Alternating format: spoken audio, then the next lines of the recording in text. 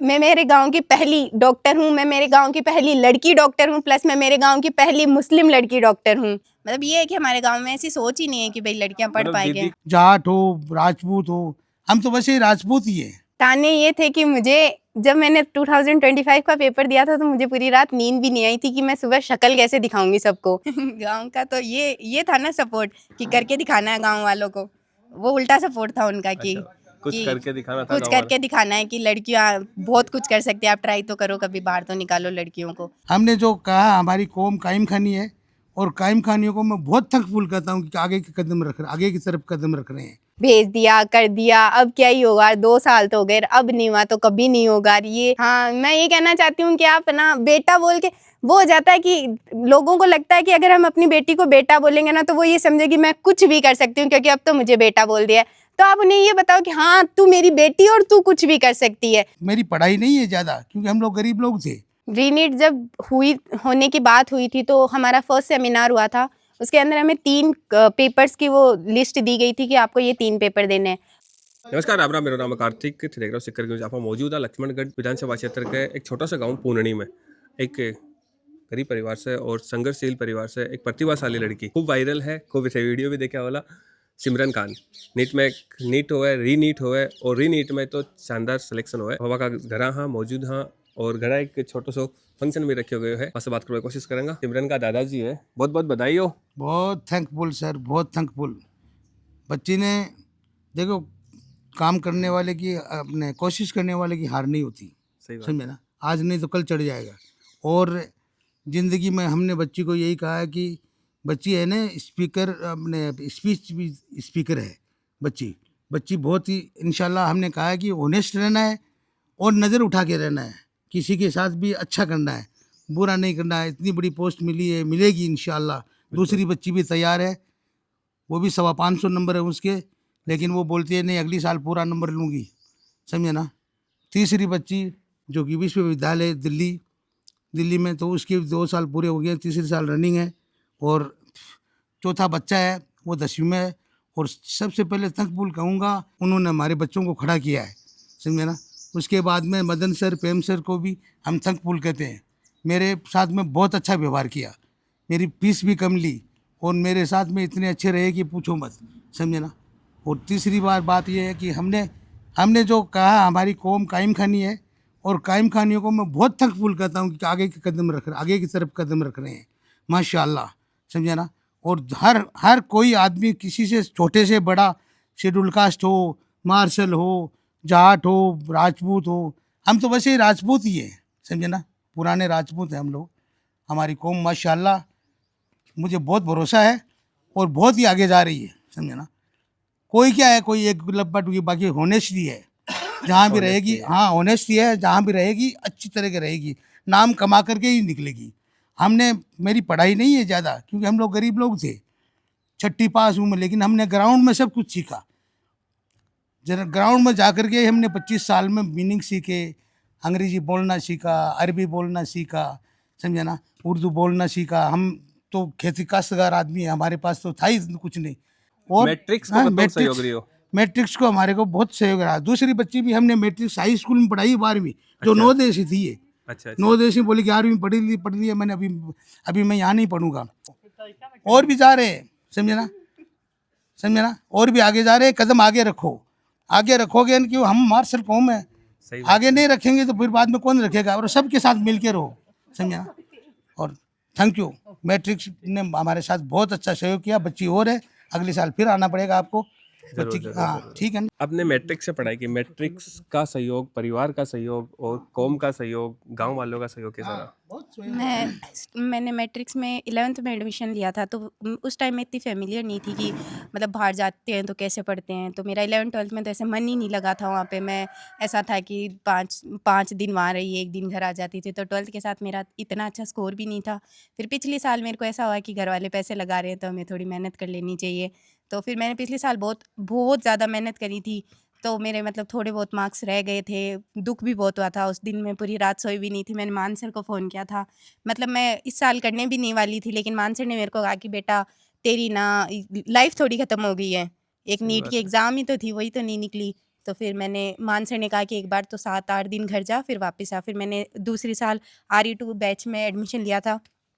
उसके बाद ये था कि मैं स्टार्टिंग से ही ऐसे पढ़ने लग गई थी कि मतलब मैं टॉप 10 में रहती थी, अच्छी रैंक आती थी मेरी। फिर मैं हर टीचर से मिलती थी, मुझे कोई डाउट होता था तो डाउट काउंटर पे नॉर्मली ऐसा था कि मेरे को मैं एक-एक डाउट लेके नहीं जाती थी। ऐसा हो जाता था कि भई थोड़े बहुत डाउट इकट्ठे हो गए हैं, तो फिर जैसे आज के डाउट और कल के डाउट 2 डाउट एक साथ पूछती थी। ऐसे बहुत सारे भी साथ नहीं करती थी पर 2 दिन के, क्योंकि फिर ज़्यादा टाइम वेस्ट हो जाता है। और ऐसा हो कि भई बहुत ज़्यादा घबराहट होती है तो मैं पर्सनल काउंसलिंग भी लेती थी। मानवीर सर है मैट्रिक्स के अंदर बॉटनी के टीचर, उनसे मेरी मतलब ऐसे बहुत ज़्यादा ऐसे थी कि मुझे कोई भी दिक्कत होती थी तो मैं उनसे कंसल्ट करती थी। धाकड़ सर थे, उनसे भी बहुत ज़्यादा मैंने ऐसे कंसल्टेशंस लिए हैं। मान सर से तो नॉर्मली काउंसलिंग जैसे चलते-फिरते, क्योंकि मेरी जो हॉस्टल थी वो MND 1 के सामने ही थी, तो मुझे कोई भी दिक्कत होती थी तो मैं मान सर वहाँ मिल जाते थे तो मैं उनसे बात कर लेती थी। ये था कि कभी मेरे को ऐसा नहीं हुआ कि भई मेरा होगा ही नहीं। मेरे को मान सर ने पिछले साल भी यही कहा था कि हो जाएगा, तू तैयारी कर, हो जाएगा। और इस साल तो मान सर ने मुझे ऐसा कहा था कि तू तू बिंदास होके पढ़, तेरा हो ही जाएगा इस बार। तो हो ही फिर जाएगा। हाँ मतलब फिर मेरे को इतनी टेंशन नहीं रहती थी कि भी होगा कि नहीं होगा। मान सर ने कहा था पढ़ो तो फिर मैं पढ़ती थी बस। मतलब पर्सनल काउंसलिंग भी अच्छा है हाँ, मैट्रिक्स का। पर्सनल काउंसलिंग ये है कि आपको ऐसा नहीं है कि भई तुम ये पढ़ रहे हो, कोचिंग का पढ़ रहे हो तो तुम कोचिंग की प्रॉब्लम ही शेयर करो। मान लो ऐसा भी हो जाता है कभी-कभी फैमिली की तरफ से भी प्रेशर आ जाता है कि एक माइनर में मार्क्स नहीं आए तो 2-3, फिर ऐसा होता है 1 में नहीं आए तो चलेगा ठीक है, 1 में नहीं आए। फिर ऐसे 2-3 बार ऐसे हो गए ना कि भाई तो डीमोटिवेट हो जाते हैं। माइनर में अच्छे नंबर नहीं आए तो घरवालों को भी ऐसा होता है, बेटा नंबर नहीं आ रहे हैं, क्या हो गया, क्या? तो ऐसे जाके हम टीचर्स को भी बोल सकते हैं कि सर पेरेंट्स ऐसा बोल रहे हैं। तो टीचर्स फिर ज़्यादा हो तो पेरेंट्स से भी बात करते हैं, हमें भी समझाते हैं, तो टीचर्स का बहुत ज़्यादा सपोर्ट रहता है। पर ये है कि हमें खुद जाके उन्हें पूछना पड़ेगा, टीचर को सपना तो आएगा नहीं कि भई सही बात। आओ तुम मुझसे पूछो, हमें जाके खुद पूछना पड़ेगा। और ये नहीं है कि हम ऐसे जा रहे हैं सर हमें ये तो बाद में आना बेटा, ये नहीं। सर को जब भी टाइम होता है सर बात करते हैं, सारे टीचर्स ऐसे ही हैं। डाउट काउंटर पे भी बहुत ज़्यादा ऐसे मतलब ऐसा है कि क्लास के बाद अगर 10 मिनट भी बच रहे हैं ना ब्रेक के, तो वो भी टीचर यूटिलाइज़ कर रहा है बच्चों के लिए। बहुत ज़्यादा मैट्रिक्स बहुत अच्छी है। ये है कि मैट्रिक्स में हर बच्चे पर्सनल काउंसलिंग इतनी अच्छी है कि हर बच्चे पे ध्यान दिया जाता है। और ये है कि ज़्यादा भीड़ भी नहीं है, तो मेरे को तो मैट्रिक्स सबसे बेस्ट लगती है इधर। और ये है कि हर छठवां बच्चा सिलेक्ट हो रहा है तो फिर क्यों ही नहीं होगी अच्छी। हाँ, 4000 ने एग्जाम दी थी, उसमें से 700 700 प्लस बच्चे, का सिलेक्शन हुआ हाँ, है। 700 प्लस सिलेक्ट हुए हैं। और ये है कि हर साल बढ़ते ही जा रहे हैं बच्चे। पिछले साल 450 कुछ थे, उससे इस लास्ट ईयर 550 थे और इस साल 750 प्लस 750। 700 प्लस है। अपनी वहाँ पे बात हुई थी तो आपने बताया था आप गांव के पहले डॉक्टर हो। हाँ, मैं मेरे गाँव की पहली डॉक्टर हूँ। मेरे गाँव में मतलब ये है कि लड़कों को पढ़ाया जाता है लेकिन वो पढ़ते नहीं हैं, और लड़कियों को पढ़ाया नहीं जाता तो वो वैसे नहीं पढ़ती है। कोई नहीं पढ़ता हमारे आस-पास, मतलब हमारे गाँव में हमारे अलावा कोई बाहर रहने वाली लड़की भी नहीं है कि भई हॉस्टल में रहती है, कोई अच्छा, निकालता आपके नहीं है। परिवार का ही है। हाँ, मेरी बड़ी बहन है ये, जो ये रहती है दिल्ली, और कोई नहीं है। यही इसकी वजह से ही है क्योंकि इसका नवोदय में सिलेक्शन हुआ था 5th क्लास में, तो ये था कि गाँव वालों ने कहा कि कहाँ इतनी दूर भेजोगे बेटी को? पर मेरी दादी ने मेरे दादाजी को समझाया कि हाँ ठीक है, हमें भेजना चाहिए। फिर इन दोनों ने सहमति जताई तो फिर इसका नवोदय में भेजा। फिर मेरे घर वालों को ऐसा हो गया कि हाँ, बच्चियाँ बाहर पढ़ तो सकती है। उसके बाद में मेरा 11th में एडमिशन करवा दिया सिक्कर में। अब मेरी छोटी बहन भी पढ़ रही है, उसके इस साल नीट में 525 ही रहे हैं। अभी वो वापस मैट्रिक्स में ही है, मैंने उसका मैट्रिक्स में ही करवाया एडमिशन। बधाई हो। तन्ने बताइयो भाई मोकली मोकली बहुत ही नाम कर दिया है। हाँ नाम कर दिया मारवाड़ी में किया करे, हमारी बहुत- बेटी बेटाऊं कम है कि। हाँ, बेटी है भाई माँ की तो 3 बेटे हैं, 2 पोती है, 5 है। अच्छा अच्छा। देखो वे 2 बेटा तो आगे गई सास रहे, ये 3 है जिको पढ़े और माँ को पढ़ाना फिर दिल और आंखों बेटी बेटाऊं ज्यादा तो पोती पोता पर पोता लिया सो करे कला मन। के ज्यादा सो कला के मारवाड़ी में पोता। कहावत है, कहीं मूल से ज्यादा ब्याज पैरो लागे। हाँ सही है। सो कह लग गया कहते मैं तो लड़ाई को नहीं आपकी मत ही पढ़ी, पर मैं खुली दे दिया ना पढ़ने की, सही बात है। बन्नी कौन राखी कहा बार काढ़ा को नहीं गाना पढ़ावा को नहीं के भाई थे पढ़ो। बोला हाँ, था कि बच्ची ना आपकी नहीं हमारी ये आपकी आप पढ़ने से आगे रही तो मैं आगे साथ ही रिया पढ़ाने के खातिर नटा नटी को नहीं। सिमरन, परिवार का पूरा सपोर्ट रहा, गांव का सपोर्ट हाँ, रहा। हाँ। गांव का तो सपोर्ट रहा क्या? गाँव का तो ये था ना सपोर्ट कि करके दिखाना है गाँव वालों को। वो उल्टा सपोर्ट था उनका कि अच्छा, कुछ कि करके दिखाना था कुछ गांव वाले। करके दिखाना है कि लड़कियाँ बहुत कुछ कर सकती हैं, आप ट्राई तो करो, कभी बाहर तो निकालो लड़कियों को।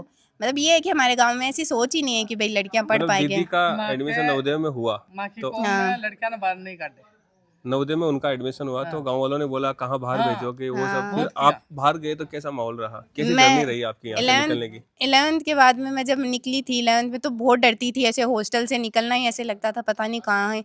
घर वाले भी ऐसे पहली बार हॉस्टल में छोड़ के आए थे तो हर बार ऐसे फ़ोन नहीं आता था, तो कभी फ्रेंड्स को फ़ोन कर रहे हैं, कभी वो जो हमारी वार्डन है उसको फ़ोन कर रहे हैं, गलती से एक भी फ़ोन मिस हो जाता था तो ऐसे हो जाती थी टेंशन। फिर 12th में फिर पिछले साल ऐसा, मेरी बहन मेरे साथ रहती थी तो फिर पिछले साल इनको हो गया कि बच्चियाँ ठीक है, कर लेगी, अपने आप ही आगे कर लेगी। फिर इनको थोड़ा कॉन्फिडेंस आ गया क्योंकि जब से मेरी बहन दिल्ली चली गई उसके बाद तो ऐसा हो गया कि हाँ ये कहीं भी सर्वाइव कर लेगी, ये हो गया। अब आपने तो 10th कहाँ से की? नेचवा से किया है। नेचवा से। तो नेचवा तक मतलब 10th तक का सफर कैसा रहा? मैं 10th में मतलब मैं वो बच्ची हूँ जो ऑलराउंडर होती है, मैं स्कूल में भी बहुत इंटेलिजेंट थी, प्लस मैं ऐसे को करिकुलर एक्टिविटीज़ में बहुत ज़्यादा पार्टिसिपेट करती थी, एंकरिंग वगैरह, स्पीच देना, इनमें मतलब ये मेरा पर्सनल वो था कि मैं इन इधर के फील्ड में जाना चाहूँ। पर मेरे पापा को ऐसा लगता है कि ये है कि डॉक्टर एक सेफ वो है ऑक्यूपेशन, तो मुझे डॉक्टर बनना चाहिए, तो उनकी वजह से मैं आज डॉक्टर बनी हूँ। कमेंट में जरूर बताना वीडियो कैसा लगा। धन्यवाद।